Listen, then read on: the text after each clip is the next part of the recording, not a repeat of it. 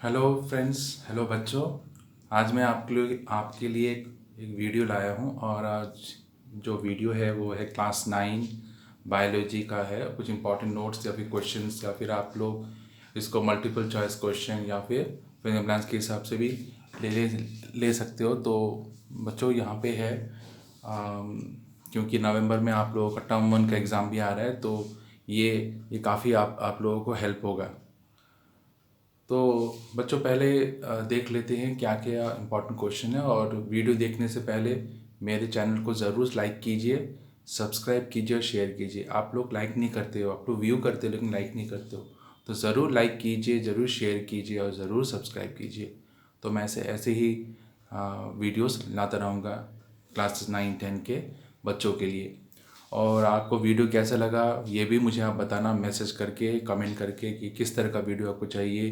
क्या ये क्वेश्चंस आप लोगों के लिए काफ़ी अच्छा हो रहा है कि नहीं, कितना आप लोगों को लग रहा है कि हाँ ये काफ़ी अच्छा है, इससे आपको बहुत हेल्प मिल रहा है एग्ज़ाम्स में अच्छे नंबर पाने के लिए। तो बच्चे शुरू करते हैं।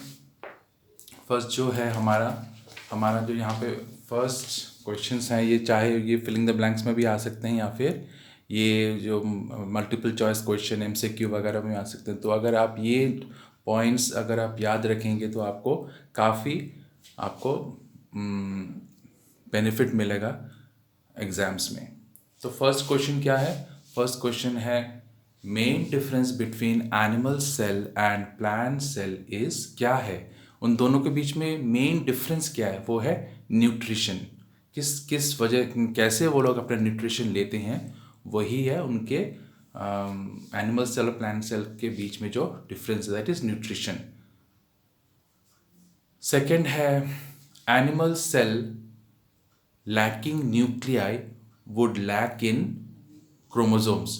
तो जो एनिमल सेल्स होते हैं उन अगर उस एनिमल सेल में अगर न्यूक्लियस नहीं है तो इसका मतलब अगर न्यूक्लियस नहीं है तो उसमें क्रोमोसोम्स भी नहीं होंगे। न्यूक्लियस नहीं है तो उसमें क्रोमोसोम्स भी नहीं होंगे। ओके।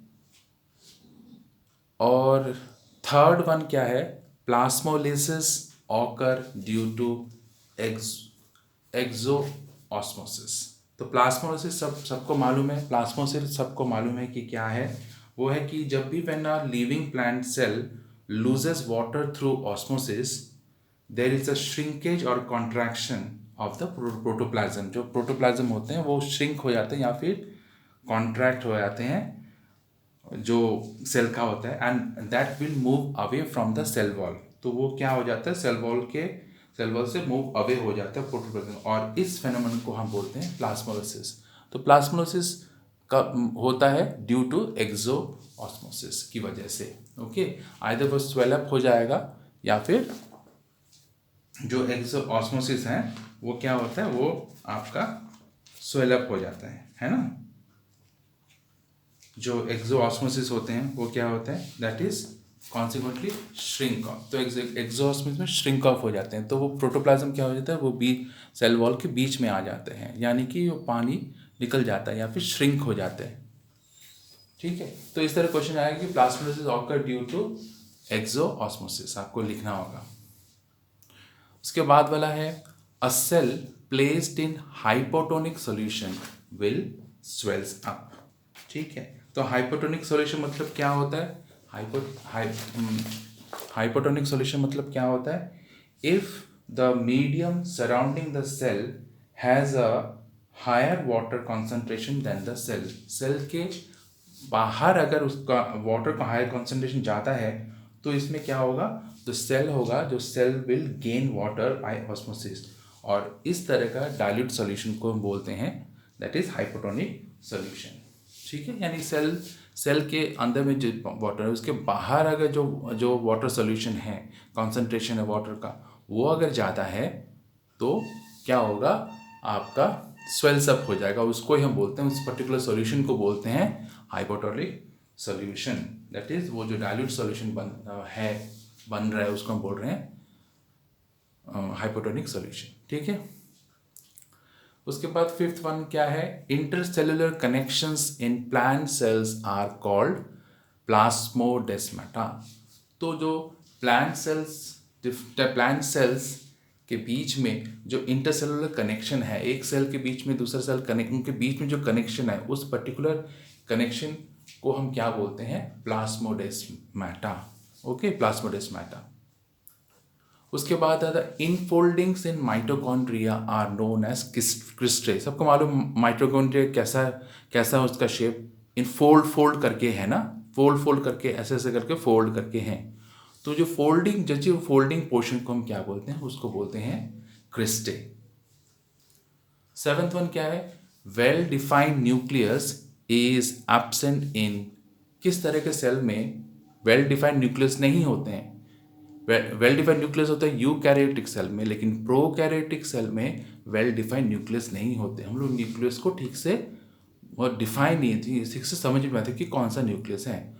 तो प्रोकैरियोटिक सेल यानी जो यूनिसेलुलर माइक्रोऑर्गेनिजम्स है, उसमें ही वेल डिफाइंड न्यूक्लियस एब्सेंट होते हैं।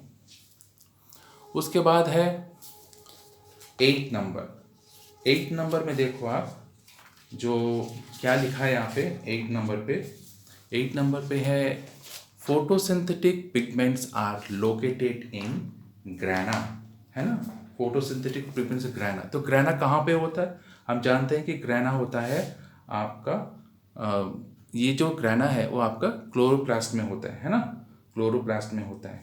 तो grana nothing but the stacks of membrane होता है, जिसको हम स्टैक्स ऑफ मेम्ब्रेन जो क्या बोलते हैं? थाइलाकॉइड बोलते हैं, ठीक है। तो ग्रैना एक्चुअली कहाँ पे है?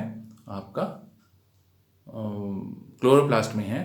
और हम जानते हैं कि फोटोसिंथेटिक जो पिगमेंट है वो एक्चुअली कहाँ पे है? वो ग्रैना में है, दैट इज क्लोरोफिल, है ना। Okay, number 9, lysosome acts as garbage disposal of the cell. तो गार्बेज डिस्पोजल ऑफ सेल पूछते हैं तो क्वेश्चन तो वो होगा लाइसोसोम्स। दूसरा है ribosomes are made up of protein and RNA. Protein और आरएनए दोनों, आरएनए का फुल फॉर्म है राइबोन्यूक्लिक एसिड। तो आरएनए और प्रोटीन को मिला के राइबोसोम्स बनता है। So ribosomes is made up of protein and RNA. तो आप लोग ये नोट कर लीजिए बच्चों, ये काफ़ी इंपॉर्टेंट पॉइंट्स है, क्वेश्चंस भी हैं, तो अगर ये आपको याद रहे तो आप एग्जाम में लिख सकते हैं। 11th में क्या है? Colourless plastids are known as leucoplast, है ना। बहुत सारे प्लास्टिड्स होते हैं, 3 तरह के प्लास्टिड्स होते हैं, हम जानते हैं, एक क्रोमोप्लास्ट, क्लोरोप्लास्ट और लीकोप्लास्ट। तो जो कलरलेस प्लास्टिड्स होते हैं उसको हम क्या बोलते हैं? लीकोप्लास्ट। उसके बाद क्लोरोफिल इज प्रेजेंट इन, कहाँ पे क्लोरोफिल कहाँ प्रेजेंट होते हैं? वो होते हैं थाइलाकॉइड। थाइलाकॉइड में मैंने अभी बताया कि ग्राना, थाइलाकॉइड, ये सारे कहाँ पे रहते हैं? क्लोरोप्लास्ट में रहते हैं। तो chlorophyll is present, chlorophyll actually कहाँ रहता है? ग्राना के अंदर कहाँ रहता है? वो रहता है थाइलाकॉइड में। 13, unicellular organisms take in oxygen and pass out carbon dioxide through diffusion. तो किस प्रोसेस से यूनिसेलुलर ऑक्सीजन लेता है और कार्बन डाइऑक्साइड पास आउट कर देता है? That is actually through diffusion. 14, root hairs of plants absorb water from soil through किस प्रोसेस से? ऑस्मोसिस प्रोसेस से। ऑस्मोसिस प्रोसेस से प्लांट क्या करता है? अपने रूट हेयर से वाटर को एब्जॉर्ब करता है from the soil, that process known as osmosis process. उसके बाद the undefined nuclear region of prokaryotes is also known as nucleoids. तो प्रोकैरियोट सेल में हम थोड़ी देर पहले पढ़ा था कि प्रोकैरियोटिक सेल में जो अनडिफाइंड न्यूक्लियस है, उस पर्टिकुलर न्यूक्लियस रीजन को हम क्या बोलते हैं? न्यूक्लियोइड बोलते हैं। प्रोकैरियोट्स के अंदर में जो अनडिफाइंड न्यूक्लियर रीजन है, स्पेस है, वो या फिर वो जगह है, उसका हम बोलते हैं न्यूक्लियोइड। उसके बाद है आपका the only cell organelle seen in prokaryotic cell is ribosomes. तो इतने सारे ऑर्गेनल्स में जो कि एक यूकैरियोटिक सेल में होते हैं, प्रोकैरियोटिक सेल में सिर्फ एक ही सेल ऑर्गेनल है और वो हमें दिखता है और वो है राइबोसोम्स। उसके बाद cell theory was given by Schleiden and Schwann. Cell theory was given by Schleiden on Schwann. ठीक है, सेल थ्योरी किसने दिया था? शेल्डन एंड स्वान ने दिया था। तो बच्चों आप लोग नोट कर लो पूरा, और कोई भी क्वेश्चन हो तो पूछना। Question number 18, cell arise from pre existing cell. और ये किसने बोला था कि प्री एग्जिस्टिंग सेल से ही सेल अराइज होते हैं? ये बताया था वर्चाउ ने। 19, किचन ऑफ द सेल। हम किसको बोलते हैं किचन ऑफ द सेल? यानी जहाँ पे सब कुछ बनता है, जैसे खाना बनता है, तो सेल में सारे काम कहाँ पे होते हैं?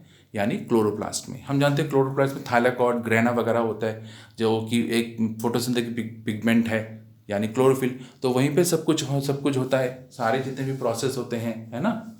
कार्बन डाइऑक्साइड, ऑक्सीजन लेना, कार्बन डाइऑक्साइड लेना, ऑक्सीजन छोड़ना वगैरह वगैरह, सारे चीज़ क्लोरोप्लास्ट में होते हैं। और 20 है organelle without a cell membrane. तो ऑर्गेनल तो है, लेकिन उस ऑर्गेनल का कोई सेल मेम्ब्रेन नहीं है। तो वो कौन सा ऑर्गेनल ऐसा है? वो है राइबोसोम। तो राइबोसोम ऐसा ऑर्गेनल है जिसका कोई सेल मेम्ब्रेन नहीं है। ओके फ्रेंड्स, तो बच्चों लगता है कि आप लोगों को ये काफ़ी पसंद आया होगा। तो कोई भी क्वेश्चन हो, कोई भी कुछ आप पूछना चाहते हो तो कमेंट करके ज़रूर पूछिए आपको। और आपको ये वीडियो कैसा लगा ज़रूर मुझे बताइए। मैं बहुत मेहनत से आप लोगों के लिए वीडियो बनाता हूँ। लाइक, शेयर और सब्सक्राइब ज़रूर कीजिए।